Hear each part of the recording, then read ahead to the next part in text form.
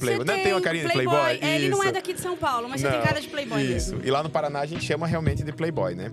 E uma coisa legal é que assim, ó, eu nasci numa família de classe média.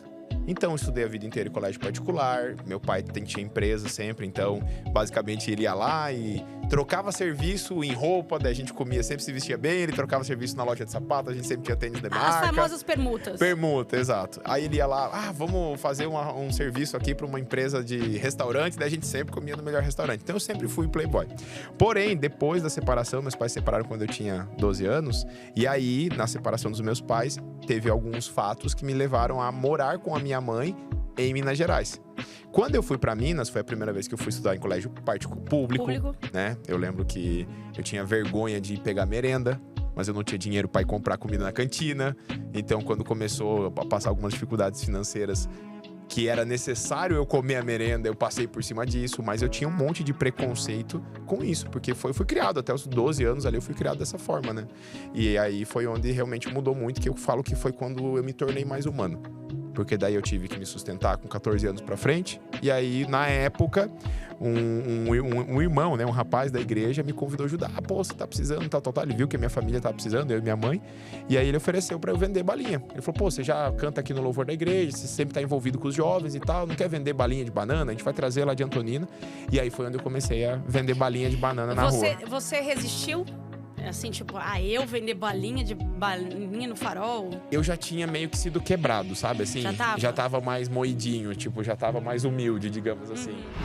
Um pai e uma mãe, eles têm um negócio assim que é incrível. Eu sou pai hoje de 3 meninos, sou casado... Com 30 anos? Com 30 Começou anos. cedo, hein? Não, foi bem cedo.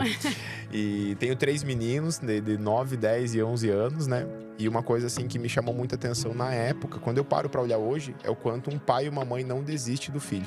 O quanto existe uma expectativa, uma vontade, principalmente as mães. Sim. Porque o pai, eu vou te falar assim, ó, poucos pais iam visitar. Agora a mãe, cara, a mãe esperava o sábado. Pô, o filho dependente químico, às vezes roubava, às vezes tinha sido preso, sabe? Mas a mãe não desacreditava. Ela ia lá e falava, cara, eu vou... meu filho. Meu filho, ele vai mudar, vai dar certo isso daqui, eu vou acreditar de novo. E às vezes a gente falava assim, ó, ele já fugiu, voltou de novo. Mas isso daí foi me dando muita humanidade, sabe? Assim, foi me conectando com a questão do ser humano. Eu trabalhava durante o dia nisso e tinha muitas essas ações sociais, entende? Então isso foi me trazendo para uma realidade, assim. Eu não descobri que era minha paixão vender, mas falar com pessoas, cuidar de pessoas, ensinar pessoas. Quando se fala de venda para mim, eu sempre falo assim, ó, seja interessado, nunca interessante. Então, assim, o que é isso? É basicamente quando você vai vender alguma coisa, ninguém vende um produto pelo benefício, pela função dele, né? Quando você vai vender um produto, você tem que focar no seu cliente. E o exemplo que eu dou é do quê? Eu saí de casa, vou comprar uma furadeira. Né? Assim, ninguém sai, se eu acordei hoje, quero comprar uma furadeira. Meu sonho era ter uma furadeira, eu vou lá ter uma furadeira, né? Não, você vai lá na loja e fala, pô, eu queria comprar uma furadeira. Aí, se o vendedor for bom, ele vai perguntar pra você o porquê da furadeira. Por que você quer uma furadeira? Senão ele vai falar assim, eu tenho essa. Aí você leigo vai falar, pô, então me vê a mais barata, me vê a mais bonita, me vê a que chama mais atenção, ou a da Bosch. Faz menos barulho. Né? Exatamente, você vai pegar por alguma coisa que você acha que sabe. Quando você pensa num vendedor que tá focado no cliente, ele vai falar, cara, o que você vai usar essa furadeira? Quantas vezes você vai usar por dia? Qual que é o objetivo? Então você pega a parte da venda no quesito função, é fazer um furo na parede, né? Então quando eu quero fazer um furo na parede, eu tenho que ter a furadeira para isso, mas o que muda o jogo é o que eu quero com esse furo. Então, pô, eu quero colocar um quadro. Pô, então tem um benefício desse furo. E aí que entra um pouquinho da venda. Mas o que muda o jogo, no meu ponto de vista, olhando assim, é o foco no cliente. Então, o cliente, ele na verdade quer o furo para pendurar um quadro, que é o quê? Uma recordação da família dele, porque daí ele quer o quê? Sentimento. É o intangível. É quando eu não consigo pegar. Se você aprende a vender... Judá, mas você vende... Tem gente também que só tá ali, quer ganhar a comissão no final do dia, no final do mês, e não tá nem aí pros seus interesses, eu tenho uma filosofia. Eu sempre falo assim, ó. Você tem que ter o teu PQP. O que é ter seu PQP? É o seu porquê pessoal forte. Então, assim, ó, um vendedor inspirado e não inspirado... Cara, eu vou falar pra você assim, ó. Pra mim, vender é uma competência, é uma habilidade. Você desenvolve ela usando técnica. Então, assim, da mesma forma que trocar um cano, vender... e fazer um site, e fazer um software, e programar um e-commerce. Pra mim, assim, ó, é uma habilidade a venda. Talvez você fale assim, meu Deus, mas eu não sei falar. Pô, eu aprendi o exercício, ó. Pataca. Fala pataca. Pataca. Ó, você acabou de usar a parte da frente, do meio e do fundo da sua boca. Então isso daí é um exercício para você fazer um aquecimento vocal, para na hora da comunicação você poder manter um tom de voz linear ou poder oscilar sem gastar tanta energia. Então assim, ó, faça chá. Faça chá. É um tipo de palavra para o aquecimento vocal também. Então assim, são coisas que assim, é técnica. Então, tipo assim, brrr, você fazer vários sons, por Aí exemplo... eu não vou fazer, né? Não, Agora não precisa. né? Nem pedi, eu não pedi. Mas, por exemplo, é o tipo de coisa que você faz para poder, na hora de falar, oscilar na negociação, na conversa. Pô, se eu quero chamar a tua atenção, eu vou falar um pouquinho mais baixo. Eu vou me conectar. Pô, o que ele tá falando que eu não tô ouvindo? Aí você já, né? A pessoa começa a vir mais próxima, desse, pô, chamei ela pra perto. Então, é técnica. Ah, ajudar, mas eu não gosto de falar em público. Eu fiz o exercício com os meus filhos. Eu falei, ó, vocês vão pra escola hoje e vocês vão me falar a cor dos olhos de 3 professoras. Eu falei pra eles, vocês vão falar. Eu tenho 3 meninos. E aí eles, para que isso? Eu falei, filho, quando vocês trouxerem, eu quero o nome e a cor dos olhos. E aí eles vieram e me falaram, a professora tal, tem a cor tal. Daí, pai, por que eu falei? Porque é vocês aprenderem a olhar nos olhos das pessoas. A maioria das pessoas, elas não conseguem entender o que é prioridade na vida delas. E aí você tem que ir organizando isso devagar. Então eu fui lá primeiro, arrumei o pilar financeiro da minha vida.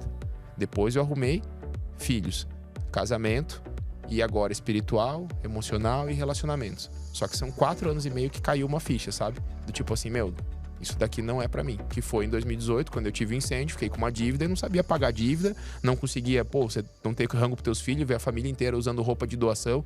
Pô, você tem que dar uma acordada. Só que isso foi uma condição externa que me levou... Um chacoalhão da vida. Foi.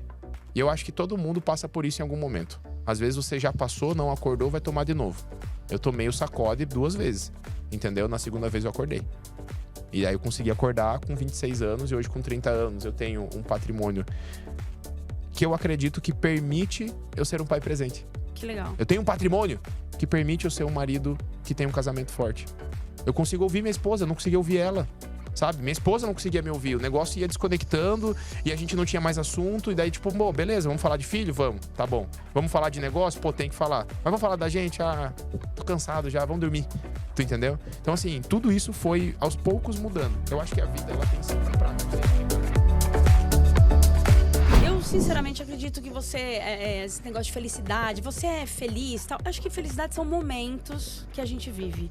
Eu posso estar feliz no trabalho, mas em casa não tá tudo 100%. Eu posso estar feliz na família, mas no trabalho, nas relações com... Sabe? Eu acho que não é uma equação que vai fechar sempre 100%. Não. Então...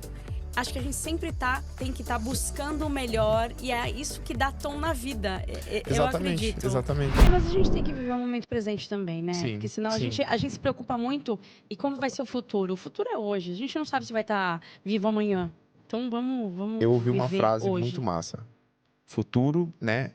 Ansiedade, excesso de futuro. Depressão, excesso de passado. E estresse, excesso de presente. Quando a gente aprende a equilibrar e saber assim, meu, estou ficando ansioso, eu estou com excesso de futuro. Aí você começa a voltar para o presente. Se você estiver estressado, você está vivendo demais o momento presente. E as pessoas que geralmente têm alguma questão de depressão, tá trazendo alguma coisa lá de trás, carregando, sabe? E, inclusive, eu não sei responder como resolver isso. Por isso que eu vou fazer psicologia ano que vem. Eu falei, cara, você falou. eu decidi agora, com 30 anos, entrar na faculdade, viver toda essa jornada de estudo. E eu quero aprender, eu vou fazer pós, vou fazer doutorado, o que tiver que fazer até o momento que eu falar assim, cara, que legal. Eu consigo ajudar uma pessoa que tá com isso daqui. Merecimento, tem muita gente que cria sabe, eu acho que enfeita às vezes demais, espiritualiza demais, mas é basicamente assim, ó. Você é a pessoa mais importante. Pra você. Pra você mesmo. Tipo assim, se você não estiver bem com você, você não consegue estar bem com os outros. Sem dúvida. Então, assim, primeira coisa, entender que eu mereço estar bem. Se eu mereço estar bem, eu não preciso me abster daquilo que me faz mal, né? Tipo, me abster daquilo que faz bem, me submeter a algo ruim, difícil. Pô, aniversário de criança. Adoro, né? Do meu filho. O dos outros é trampo às vezes, sabe? Tipo, eu ir numa festa lá que eu fico sentado, não posso comer na hora que eu quero comer. Pô, mas vamos lá, vou me submeter a isso por conta de alguém que eu gosto, de alguém que eu tenho muito carinho, muito apreço. Você vai. Mas tem vezes que você pode falar, não, eu não quero ir.